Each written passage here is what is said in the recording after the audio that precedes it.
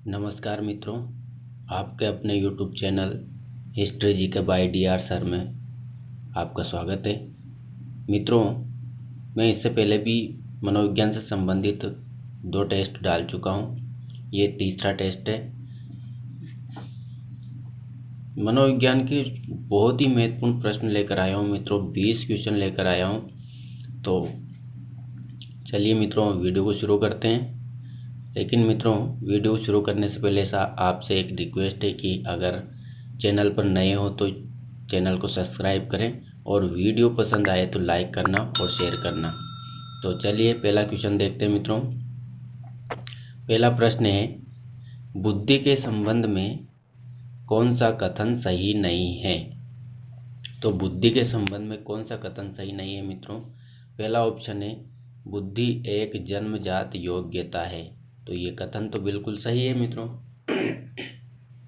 अगला है, बुद्धि अनेक इकाइयों का समूह है। तो बुद्धि अनेक इकाइयों का समूह है, ये भी सही है मित्रों। अगला है, अनुभव से लाभ उठाना बुद्धि है। तो अगर बुद्धि होगी तो उसका लाभ उठा सकते हैं, और अगर बुद्धि नहीं होगी तो अनुभव का कोई लाभ नहीं उठा सकते हैं। तो ये भी बुद्धि के संबंध में सही है। अगला ऑप्शन है, बुद्धि की लंबवत वृद्धि जीवन पर्यंत चलती है। तो ये मित्रों, ये ऑप्शन अपना गलत रहेगा। तो इस प्रश्न का आंसर होगा अपना डी, क्योंकि लंबवत बुद्धि सिर्फ 13 से 18 वर्ष के मध्य चलती है मित्रों, किशोरावस्था तक ये चलती है। तो ये अपना ऑप्शन सही हो जाएगा। अगला प्रश्न है मित्रों, बुद्धि की क्षैतिज वृद्धि होती है। तो बुद्धि की क्षैतिज वृद्धि होती है। तो पहला ऑप्शन है मित्रों, किशोरावस्था तक, दूसरा बाल्यावस्था तक, तीसरा प्रौढ़ावस्था तक, चौथा जीवन पर्यंत। तो बुद्धि की क्षैतिज वृद्धि कौन सी अवस्था तक होती है? तो ये बुद्धि की क्षैतिज जो वृद्धि होती है मित्रों, वो जीवन पर्यंत होती है। तो चौथा ऑप्शन अपना सही रहेगा। अगला प्रश्न है, कार के सिद्धांतों के अंतर्गत नहीं आता है। तो कार के सिद्धांतों के अंतर्गत नहीं आता है मित्रों। बुद्धि के सिद्धांतों में कैरोल के द्वारा एक सिद्धांत दिया गया था। इसके सिद्धांत का नाम था त्रिस्तरीय सिद्धांत। त्रिस्तरीय सिद्धांत। और इस त्रिस्तरीय सिद्धांत को इन्होंने 2 भागों में डिवाइड किया था कैरोल मोद्य के द्वारा। और वो 2 भाग कौन से थे? जैसे पहला भाग तो था कारकीय,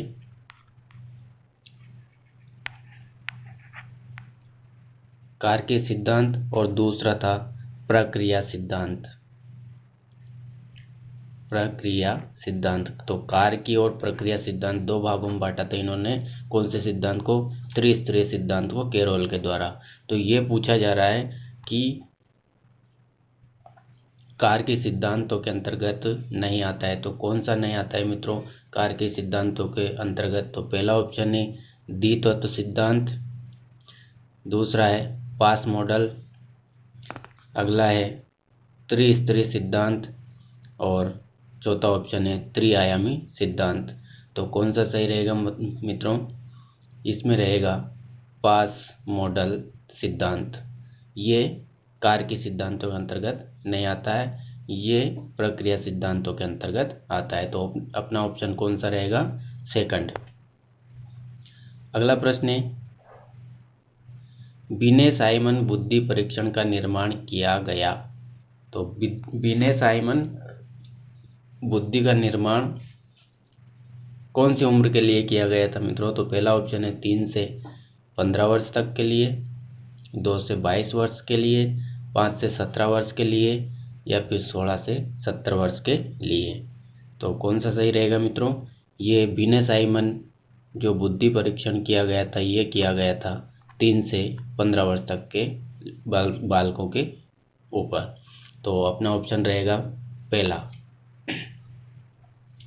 अगला प्रश्न है, हिंदुस्तानी बीने परफॉर्मेंस पॉइंट स्केल का निर्माण किया था। तो हिंदुस्तानी बिने परफॉर्मेंस पॉइंट स्केल का निर्माण किसके द्वारा किया गया था मित्रों? पहला ऑप्शन है सोहनलाल, दूसरा है लज्जा शंकर, तीसरा है भाटिया और चौथा ऑप्शन है C.H.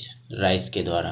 तो हिंदुस्तानी बिने परफॉर्मेंस पॉइंट स्केल का निर्माण किसके द्वारा किया गया था मित्रों?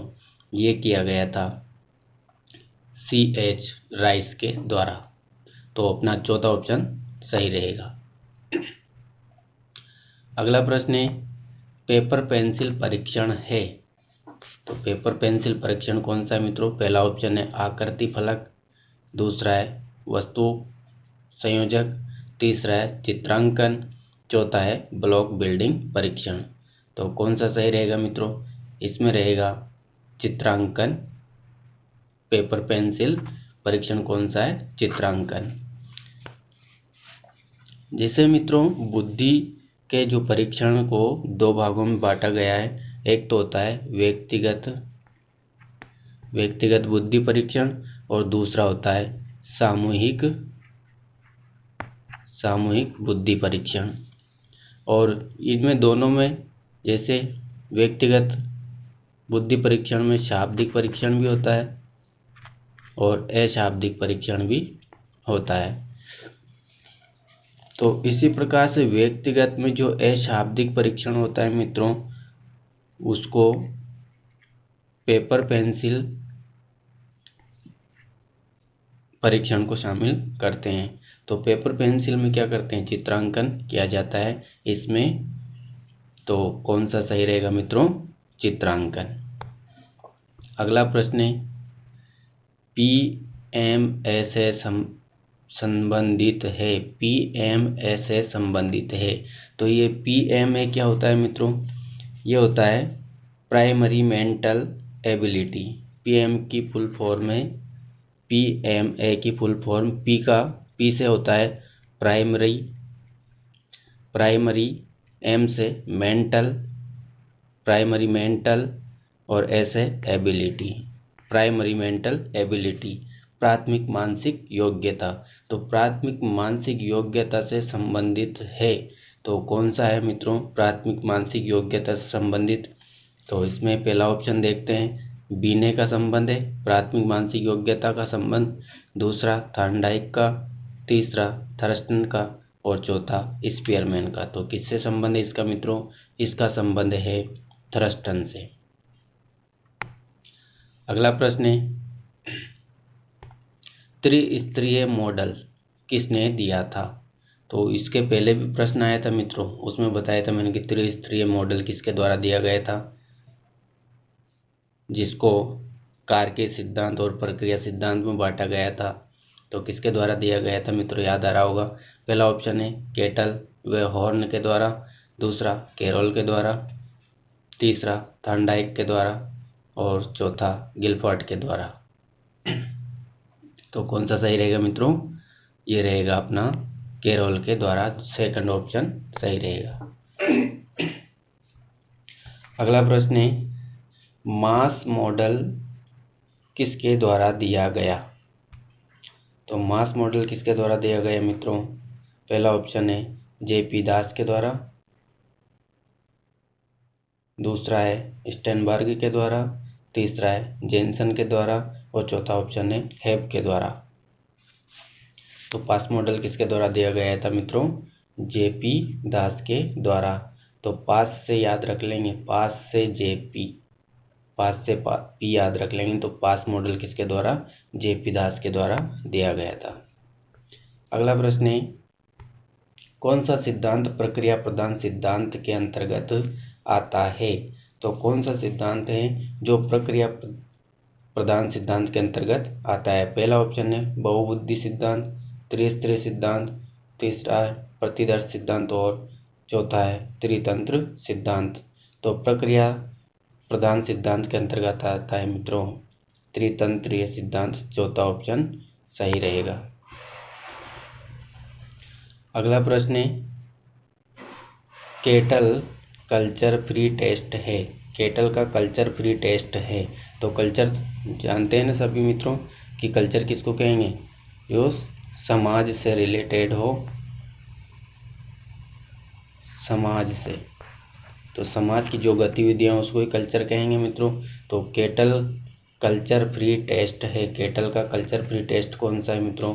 तो पहला ऑप्शन है व्यक्तिगत शाब्दिक, दूसरा व्यक्तिगत अशाब्दिक, अगला है सामूहिक शाब्दिक और चौथा ऑप्शन है सामूहिक अशाब्दिक।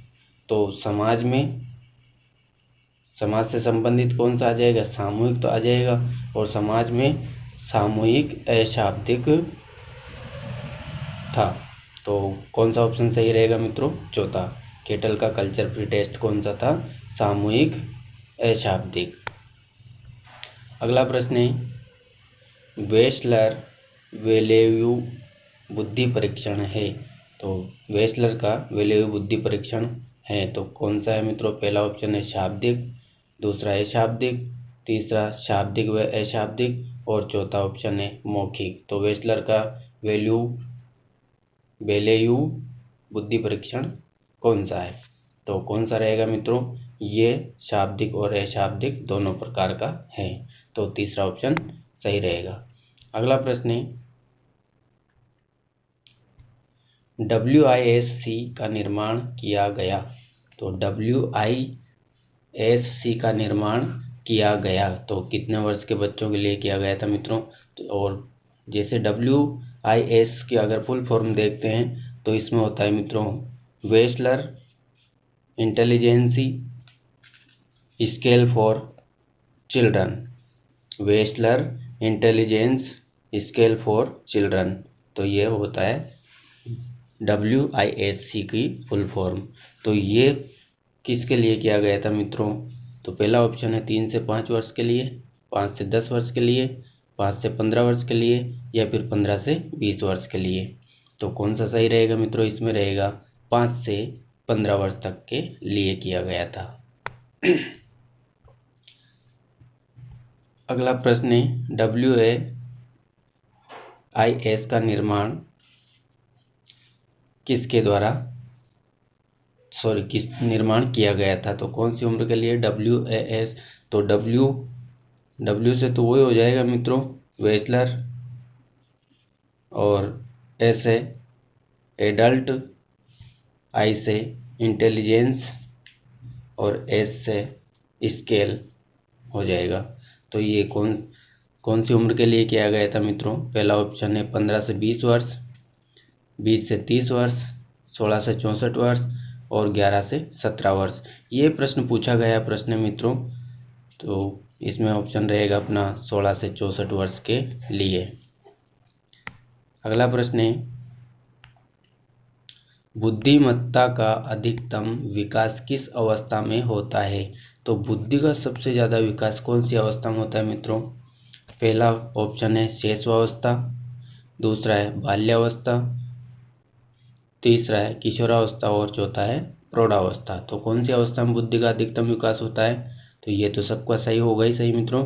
तो इसमें होता है किशोरावस्था में बुद्धि का अधिकतम विकास होता है। अगला प्रश्न है निम्नांकित में से कौन सी बुद्धि व्यक्ति की आयु के साथ अभिवृद्धि होने से नहीं रुक सकती है? तो कौन सी बुद्धि है जो आयु के साथ अभिवृद्धि होने से नहीं रुक सकती है? तो कौन सी बुद्धि है मित्रों? पहला ऑप्शन है शैक्षिक, स्थानगत, वाचिक और भावात्मक। तो कौन सी बुद्धि नहीं रुकती है मित्रों? तो इसमें होगा भावात्मक बुद्धि नहीं रुकती है। अगला प्रश्न है गोलमैन के अनुसार बुद्धि प्रश्न गोलमैन के अनुसार भावात्मक बुद्धि के कितने भाग होते हैं? तो गोलमैन के अनुसार भावात्मक बुद्धि के कितने भाग होते हैं मित्रों? ये होते हैं 5 भाग। गोलमैन के अनुसार भावात्मक बुद्धि के कितने भाग हैं मित्रों?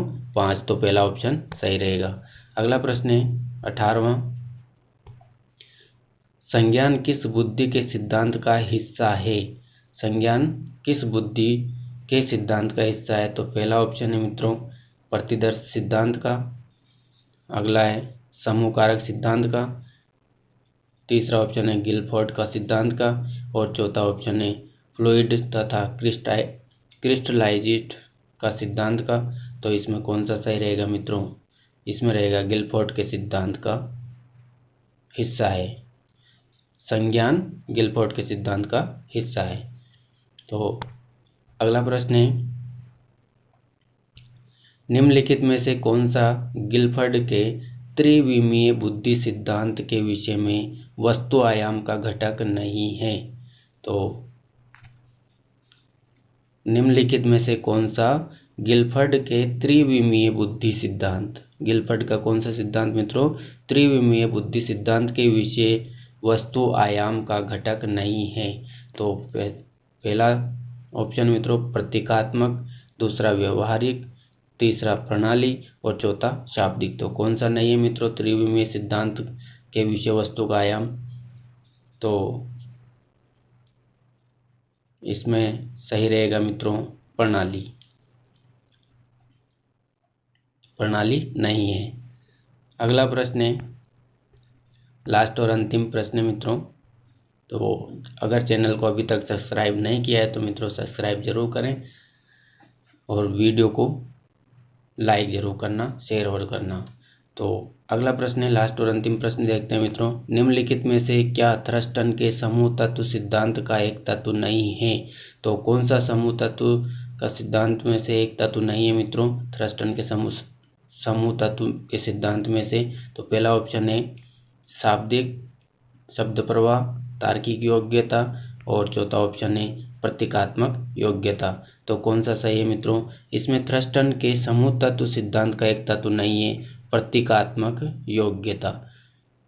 तो वीडियो को पूरा देखने के लिए आपका धन्यवाद मित्रों, और वीडियो पसंद आए तो लाइक करना, शेयर करना और चैनल को सब्सक्राइब करना। जय हिंद, जय भारत।